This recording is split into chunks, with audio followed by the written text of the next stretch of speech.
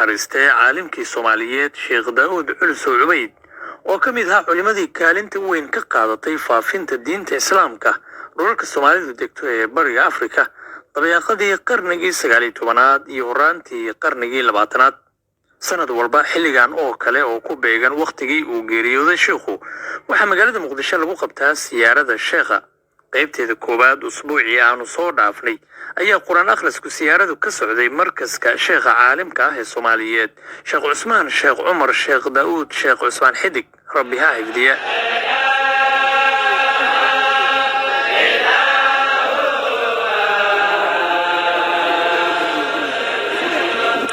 galabta oo ku beegnayd banaanbaxa siyaarada waxa ka soo qayb galay qaybaha kala duwan ee dariiqada Ahmadiya gaar ahaan Raxmaaniya